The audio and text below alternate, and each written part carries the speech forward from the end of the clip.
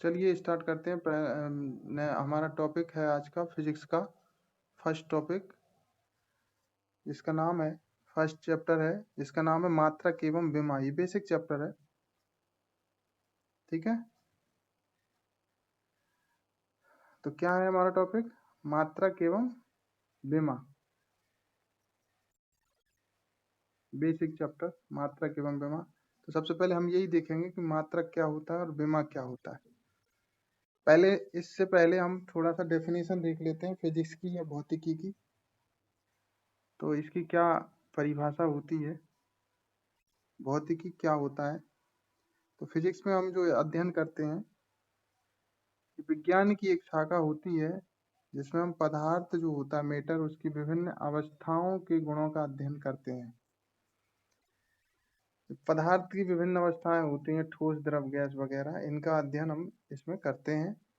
और साथ ही पदार्थों के परस्पर रूपांतरित कणों की संरचना एवं उनमें उपस्थित बल, ऊर्जा इत्यादि के बारे में भी जानकारी प्राप्त करते हैं। उसे हम फिजिक्स कहते हैं। समझ पा रहे हैं आप फिजिक्स क्या होता है? क्लियर है? हेलो, सुन पा रहे हैं? हाँ, तो फिजिक्स में हम क्या करते हैं बेटा, जो पदार्थ होते हैं उनके विभिन्न अवस्थाओं के गुणों का अध्ययन करेंगे। साथ में पदार्थ जो चेंज होते हैं, रूपांतरण होता है ठोस द्रव में, द्रव गैस में, और उसके विभिन्न संरचना, स्ट्रक्चर, और उनमें जो डिफरेंट डिफरेंट फोर्सेस होते हैं, एनर्जी होती है डिफरेंट डिफरेंट, उनके बारे में जो जानकारी प्राप्त करते हैं उसे हम भौतिक विज्ञान या फिजिक्स कहते हैं, ठीक है। इसके बाद हमारा नेक्स्ट टॉपिक है इसी में मापन या मेजरमेंट। तो मापन क्या होता है उसको देख लेते हैं।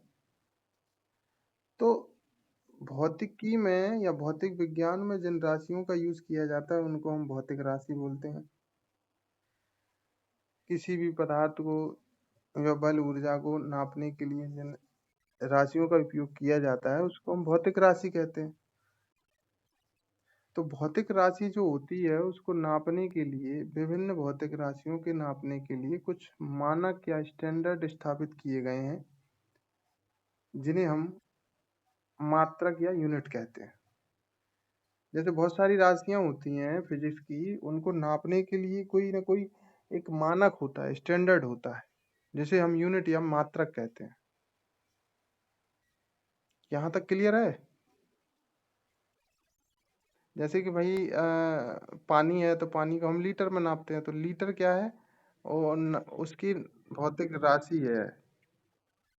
सॉरी, लीटर क्या है? मात्रक है। क्या है? मात्रक है।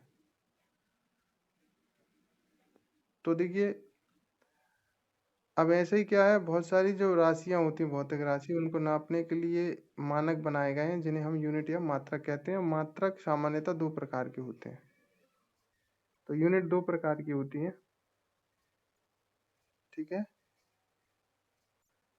तो एक यूनिट है मूल मात्रक, एक होती है मूल मात्रक, और एक होता है व्युत्पन्न मात्रक। एक होता है मूल मात्रक और एक कौन सा होता है? व्युत्पन्न मात्रक। देखिए, मूल मात्रक क्या होता है? ये पूरी तरीके से स्वतंत्र मात्रक है। इन्हें किसी अन्य यूनिट या मात्रक की सहायता से द्वारा नहीं बनाया जा सकता, बल्कि इनसे ही अन्य मात्रक बनाए जाते हैं। मतलब ये ऐसे मात्रक होते हैं, ये अपने आप में स्वतंत्र होते हैं। इन्हें किसी अन्य मात्रक की मदद से नहीं बनाया जाता है, बल्कि इन्हीं की मदद से ही और दूसरे मात्रक जो है, जैसे कि व्युत्पन्न मात्रक है, वो बनाए जाते हैं, ठीक है। ये अपने आप में स्वतंत्र होते हैं। जैसे कि फॉर एग्जाम्पल, लंबाई, द्रव्यमान व समय के मात्रक मूल मात्रक हैं। देखिए, लंबाई, द्रव्यमान व समय के मात्रक मूल मात्रक हैं।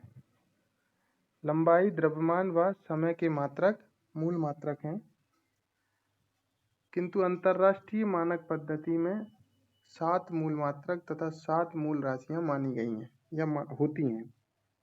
तो वैसे सामान्यतः भौतिक राशियों के जो मूल भौतिक राशि होती हैं वो 3 होती हैं, लंबाई, द्रव्यमान और समय।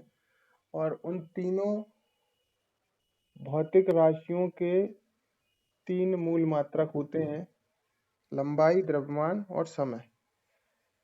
लेकिन अंतरराष्ट्रीय मानक पद्धति में 7 मूल मात्रक होते हैं और 7 मूल राशियां होती हैं। देखिए 7 मूल राशियां कौन कौन सी हैं और उनके मूल मात्रक कौन कौन से हैं, वो भी हम इस चार्ट के माध्यम से नीचे देख लेते हैं। यहाँ तक क्लियर है क्या? देखिए ये एक चार्ट दिख रहा है आपको, इसमें आप देख पा रहे होंगे। तो ये एक तरफ राशियों के नाम लिखे हैं, ये राशियों के नाम लिखे हैं, ये मात्रक हैं और ये उनके संकेत हैं। तो अब जैसा कि देख पा रहे हैं, ये अंतरराष्ट्रीय मानक पद्धति के अनुसार 7 मूल राशियां हैं। पहली है द्रव्यमान। द्रव्यमान का मात्रक क्या होता है? द्रव्यमान का मात्रक होता है किलोग्राम। क्या होता है? द्रव्यमान को हम किलोग्राम में नापते हैं। इसके बाद इसका संकेत होता है केजी। क्या होता है? केजी। इसके बाद दूसरी मूल भौतिक राशि है लंबाई, लेंथ। इसको लंबाई को हम किस में नापते हैं? मात्रक कौन सा है? मीटर। ठीक है, संकेत है एमटीआर। फिर तीसरा राशि का नाम है समय और इसका मात्रक है समय का सेकंड, इसका संकेत है सेक। इसके बाद अगली राशि का नाम है ताप या टेम्परेचर। इसका मात्रक डिग्री सेंटीग्रेड या डिग्री केल्विन और इसका संकेत डिग्री सेल्सियस या डिग्री के या डिग्री सी। इसके बाद नेक्स्ट राशि है विद्युत धारा। अब विद्युत धारा का मात्रक है एम्पियर। क्या है? Ampere, AMP. इसके बाद नेक्स्ट राशि है ज्योति तीव्रता। इसका मात्रक क्या है? Candela, CD. और नेक्स्ट राशि है पदार्थ की मात्रा। इसका मात्रक होता है मोल, संकेत भी मोल। तो ये अंतरराष्ट्रीय पद्धति में 7 मूल राशियां और उनके 7 मूल मात्रक माने गए हैं, ये आपको याद रखना है। और सामान्यतः 3 मूल राशियां होती हैं। ठीक है, क्लियर यहाँ तक? हेलो, चलिए आगे चलते हैं। तो ये मूल मात्रक हमारा कंप्लीट हो गया। आगे हम देख लेते हैं व्युत्पन्न मात्रक। तो व्युत्पन्न मात्रक क्या होता है? तो व्युत्पन्न मात्रक कुछ नहीं है, ये वे मात्रक होते हैं जो कि मूल मात्रकों का उपयोग करके या यूज करके बनाए जाते हैं। उनको हम डेराइव्ड यूनिट या व्युत्पन्न मात्रक कहते हैं। ठीक है, तो कहने का मतलब ये है कि व्युत्पन्न मात्रक मूल मात्रक की हेल्प से ही बनाए जाते हैं, उपयोग करके ही बनाए जाते हैं। जैसे फॉर एग्जाम्पल चाल या स्पीड होता है या वेलोसिटी का जो मात्रक है वो मूल मात्रक मीटर व सेकंड का रेशो से उत्पन्न किया गया है, अनुपात से उत्पन्न किया गया। जैसे मैं बात करूं कि चाल या स्पीड की, तो देखिए स्पीड का जो सूत्र होता है चाल का, वो होता है दूरी बटे समय। क्या होता है? Distance upon time. तो देखिए दूरी को किस में नापेंगे हम? लंबाई हो गई दूरी, मीटर में नापेंगे, समय को सेकंड में। तो देखिए मीटर अपॉन सेकंड हो जाएगा। तो ये जो मात्रक बना मीटर अपॉन सेकंड, इसको बोलेंगे हम व्युत्पन्न मात्रक। क्यों बोल रहे हैं? क्योंकि देखिए मीटर मूल मात्रक है, सेकंड भी मूल मात्रक है, इन दोनों का उपयोग करके हमने बना लिया। इन दोनों के रेशो को क्या बोल रहे हैं हम? चाल का मात्रक बोल रहे हैं, स्पीड के यूनिट बोल रहे हैं। तो आप समझ पा रहे हैं यहाँ पर? हेलो, भाई समझ पा रहे हैं, चाल का फॉर्मूला होता है दूरी अपॉन समय। तो दूरी को हम किस में नापते हैं? मीटर में। और समय को नापते हैं सेकंड में। तो जो मीटर अपॉन सेकंड जो मात्रक ये यूनिट हमारे पास आई, डेराइव्ड यूनिट, ये स्पीड की निकल के आ गई। तो ये बनी किससे है फाइनली? जो बनी तो मीटर अपॉन सेकंड, ये दोनों ही मूल मात्रक है ना। भाई इनके रेशो को बोल रहे हैं, तो इसलिए उनकी मदद से बनी है। तो इसलिए इसको व्युत्पन्न मात्रक कहेंगे या कहते हैं, ठीक है। तो ध्यान रखना, चाल या वेग का मात्रक क्या होगा? मीटर बटे सेकंड। ठीक है, आगे चलें यहाँ। आगे अगला टॉपिक है मापन की पद्धतियाँ, मतलब कि सिस्टम ऑफ मेजरमेंट। मापन की पद्धतियाँ, मापने या नापने की पद्धतियाँ, सिस्टम है, कैसे नापते हैं हम यूनिट को, भौतिक राशियों को। तो उनकी मुख्य रूप से 4 पद्धतियाँ हैं। कितनी है? 4। एक है एमकेएस पद्धति, दूसरी है सीजीएस पद्धति, तीसरी है एफपीएस पद्धति, और चौथी है एसआई पद्धति। तो मापन की 4 पद्धतियों में सबसे पहले एमकेएस पद्धति देख लेते हैं। ये एमकेएस पद्धति जो नाम पड़ा है, ये इसका फुल फॉर्म ही होता है मीटर किलोग्राम सेकंड पद्धति, ठीक है। तो हम क्या करते हैं, जो 3 भौतिक राशियां थी, तो इस पद्धति के अनुसार लंबाई का मात्रक मीटर, ये प्रिंट नहीं हो पाया है। लंबाई का मात्रक क्या होगा?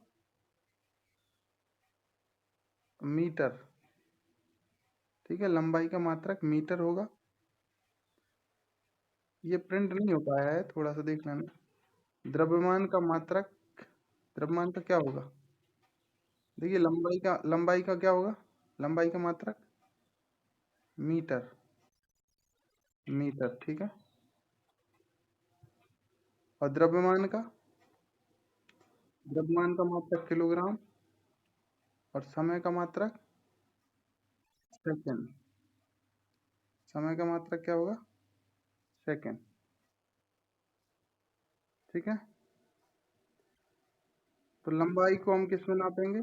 लंबाई को मीटर में, द्रव्यमान को केजी किलोग्राम में, और समय को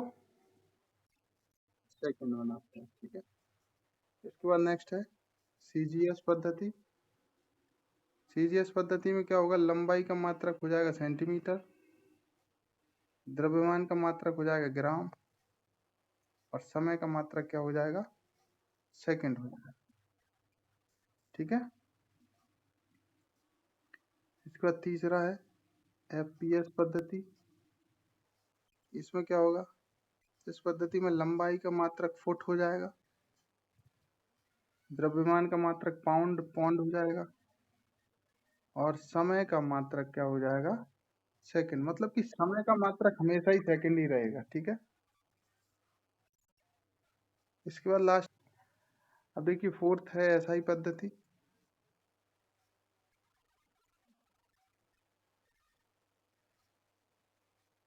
एसआई पद्धति,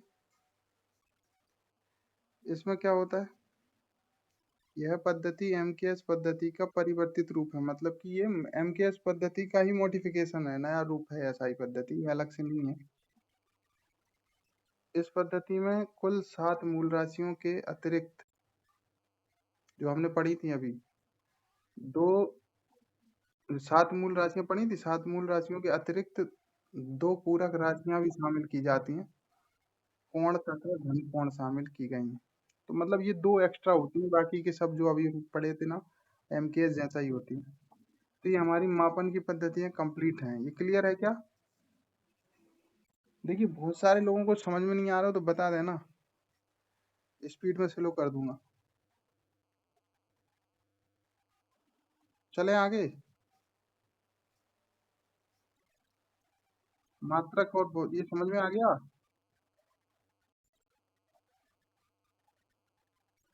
देखिए आगे चलते हैं। आगे है विमीय सूत्र। अगला टॉपिक है विमीय सूत्र।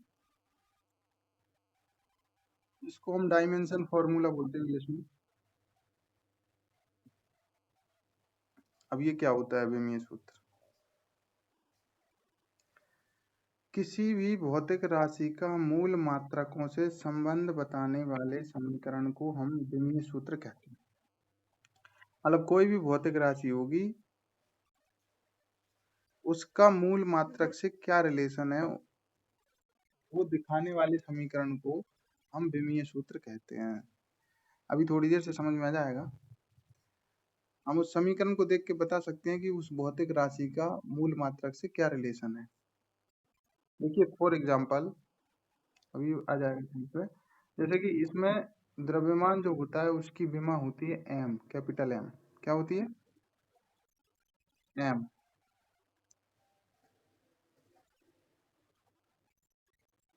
इसके बाद देखिए,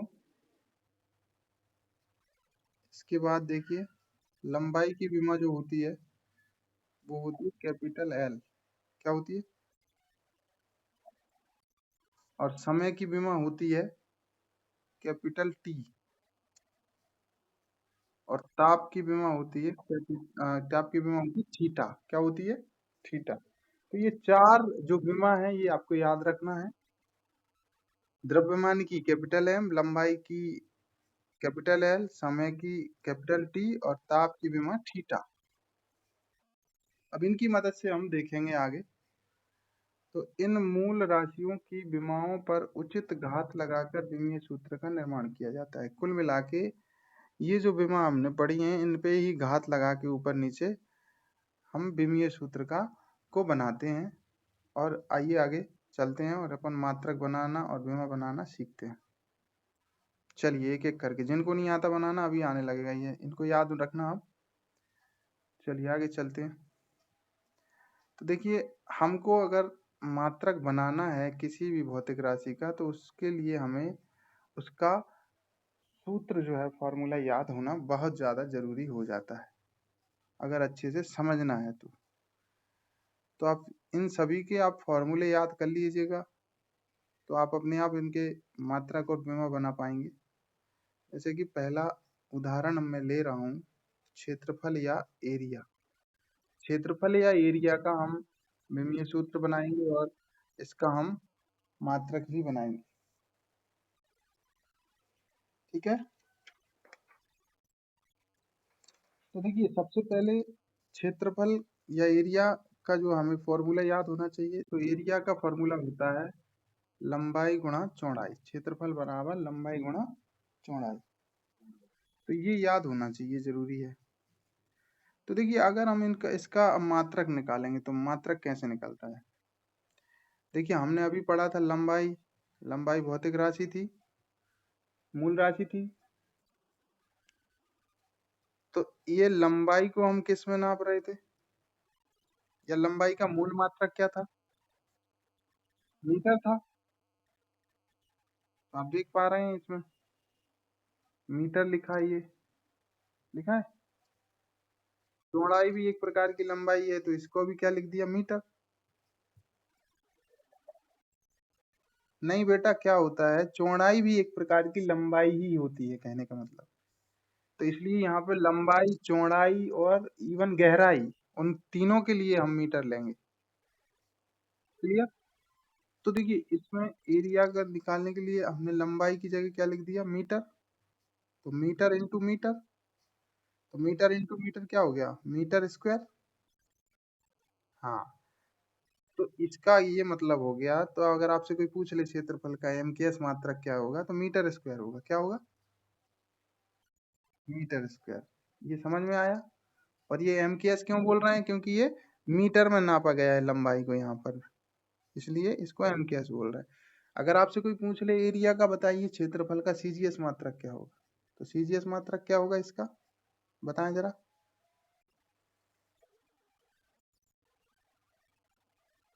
सेंटीमीटर स्क्वायर करेक्ट आंसर होगा। क्या होगा? Centimetre square, very good. ये सीजीएस मात्रक होगा इसका, ये भी आप नोट कर लेना। फिर ये समझ में आ गया मात्रक निकालना। अब देखिए डायमेंशन फॉर्मूला, विमीय सूत्र कैसे निकालते हैं वो भी देख लेते हैं। तो विमीय सूत्र निकालने के लिए, अब जैसे ये अब मात्रक से ही निकलता है विमीय सूत्र। जैसे ये मीटर हो गया या लंबाई हो गया, मान लीजिए सूत्र से ही निकलेगा। लंबाई लंबाई लंबाई की विमा क्या थी? एल थी। अरे भाई लंबाई की विमा एल थी, तो एल ले लिया। और चौड़ाई चौड़ाई वही लंबाई है, तो इसके लिए विमा क्या एल ही लेंगे। तो एल इंटू एल इक्वल क्या हो जाएगा? L square. तो अगर आपसे क्षेत्रफल की विमा पूछ ले तो क्या हो जाएगी? L square. या फिर इसको हम दूसरे तरीके से लिख सकते हैं, एम जीरो। अब एम कुछ नहीं है तो जीरो लिखेंगे, और एल कितना है? टू है, तो एल की घात दो, एल स्क्वायर। और टी कुछ नहीं है तो टी के लिए भी जीरो लिख सकते हैं, जो नहीं होगा उसके लिए जीरो डिनोट कर देंगे। ठीक है, तो इसका इस प्रकार इसको ऐसा भी लिख सकते हैं, M zero L square T zero. ठीक है, तो ये यही लिखी हुई है, आप देख पा रहे हो तो ये एल स्क्वायर हो गया, M zero L square T zero. या थीटा की घात जीरो भी लिख सकते हैं हम इसको, अगर लिखें तो इस क्रम में लिख सकते हैं। ठीक है, तो ये दोनों ही सही मानी जाएंगे, एल स्क्वायर या एम जीरो एल एल की घात टू और टी जीरो। क्लियर? उम्मीद करता हूँ यहाँ तक समझ में आया होगा। तो अगला अपने आप समझ में आ जाएगा। चलिए अगला अगला एग्जाम्पल है, वॉल्यूम, आयतन या वॉल्यूम है। इसके हमको निकालना है क्या? मात्रक। तो इसका फार्मूला याद होना चाहिए। तो आयतन का फार्मूला होता है लंबाई गुणा चौड़ाई गुणा ऊंचाई। तो भाई इसको भी वही 3 बार लिख देंगे। समझ पा रहे हैं आप? 3 बार मीटर लिखा तो मीटर का क्यूब हो जाएगा। तो ये एम के एस हो गया, और सीजीएस में क्या हो जाएगा? सेंटीमीटर का क्यूब। आप समझ पा रहे हैं आप सीजीएस एम के एस क्या होता है? अब विमीय सूत्र भी आपको समझ में आ रहा होगा शायद। ये 3 बार एल क्यों लिया है? एल का क्यूब अथवा एम जीरो एल का क्यूब टी जीरो। आ रहा है समझ में? तो आप फॉर्मूला याद कर लीजिएगा, बाकी का तो आप अपने आप बनाना सीख जाएंगे, फिर याद नहीं करना पड़ेगा आपको, बना पाएंगे आप आराम से। चलिए आगे चलते हैं। नेक्स्ट है, इसका भी देखते हैं। नेक्स्ट उदाहरण है घनत्व या डेंसिटी। घनत्व या डेंसिटी। अब देखिए डेंसिटी का फॉर्मूला क्या होता है? डेंसिटी इक्वल द्रव्यमान मास अपॉन वॉल्यूम, द्रव्यमान बटा आयतन होता है। तो अब देखिए इसका अगर हम मात्रक निकालें तो द्रव्यमान को किस में नापते हैं भाई? किस में नापते हैं? द्रव्यमान को नापते हैं किलोग्राम में। और अपॉन वॉल्यूम, आयतन को किस में नापते हैं? अभी नापा था आयतन की, निकाला था हमने, एम के एस मात्रा कभी निकाला था। घन मीटर, नॉट मीटर, घन मीटर, क्यूबिक मीटर। अभी नापा था, किलोग्राम अपॉन घन मीटर हो जाएगा। तो ये जो किलोग्राम अपॉन घन मीटर आया, ये मात्रक आया घनत्व का, और इसको बोलेंगे हम एम के एस मात्रक। और उसी प्रकार यहाँ पे ये नहीं लिखा, ग्राम के नीचे है ये अपॉन आएगा, तो सीजीएस मात्रक क्या हो जाएगा? ग्राम अपॉन सेंटीमीटर का क्यूब। क्लियर? आप विमा भी आराम से निकाल पाएंगे। किलोग्राम मतलब द्रव्यमान, द्रव्यमान की विमा क्या आएगी? एम, एम आएगी अपॉन आयतन। वॉल्यूम की अभी अभी निकाली थी, वॉल्यूम की एल के क्यूब। तो ये एम अपॉन एल का क्यूब हो जाएगी विमा। देख पा रहे हैं आप ये? या इसको ऊपर पहुंचा देंगे तो ये माइनस में चली जाएगी, यहाँ माइनस नहीं, माइनस लगेगा हाँ यहाँ पे। ठीक है, ये हाँ, M L minus three T zero, very good. अब यहाँ पे एम जीरो नहीं आएगा, क्योंकि एम आया है, वन बार है, उसकी घात कुछ नहीं है तो एक है, तो इसलिए एम लिखेंगे, अब जीरो नहीं लिखेंगे। ठीक है, यहाँ तक क्लियर है क्या? चलिए आगे चलते हैं, अगली यूनिट है चाल। अम, अगली यूनिट है चाल। अभी चाल का भी निकाले थे हमने, मात्रक तो देख ही लिया था। चाल मतलब स्पीड। स्पीड का फॉर्मूला क्या होता है? स्पीड दूरी बटे समय। तो दूरी किस में नापते हैं? दूरी को मीटर में नापेंगे और समय को सेकंड में। तो मीटर अपॉन सेकंड हो गया एमजीएस मात्रा, और सेंटीमीटर अपॉन सेकंड हो गया सीजीएस मात्रा। क्लियर? अब विमा क्या होगी बेटा? एल बटा टी। एल दूरी, लंबाई, लंबाई को एल में, समय के लिए टी आ जाएगा, या इसको हम ऊपर ले जाएंगे तो एल टी माइनस वन हो जाएगा, 3 वर्ष। तो एल टी माइनस वन या M zero L T minus one. Clear? इसके बाद अगला अगला यूनिट देख लेते हैं। वेग है, वेलोसिटी, ये भी लगभग सेम ही है, चाल जैसा ही है इसका मात्रक विभाग। तो देखिए इसको देख लेते हैं। वेग का सूत्र होता है विस्थापन बटे समय। तो विस्थापन मतलब एक प्रकार की दूरी है, तो दूरी का मात्रक क्या होगा? मीटर। मीटर अपॉन समय का सेकंड। तो एम क्या मात्रक? Metre upon second. हाँ, और सीजीएस हो जाएगा सेंटीमीटर अपॉन सेकंड। और विमीय सूत्र भी सेम हो जाएगा, L upon T, L T minus one या M zero L T minus one. Clear है? चलिए ठीक। तो ये इस प्रकार हम मात्रक और विमा बनाते हैं। अभी हम आगे और भी भौतिक राशियों के बनाएंगे। चलिए आगे चलते हैं।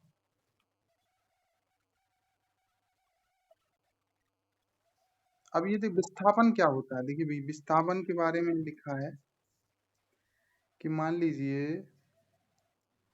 ये कोई ए बिंदु है, मान लीजिए ये ए बिंदु है और ये बी बिंदु है।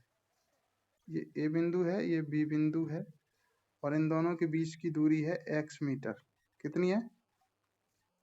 X metre. अगर कोई व्यक्ति इस बिंदु से ए बिंदु से बी बिंदु तक जाता है तो इसको बोला जाता है दूरी। क्या बोला जाता है? दूरी। तो ये ए बिंदु से बी बिंदु तक गया तो कितनी दूरी तय कर ली उसने? X metre. और अगर बी बिंदु से वापस वो उसी ए बिंदु पर आ जाता है,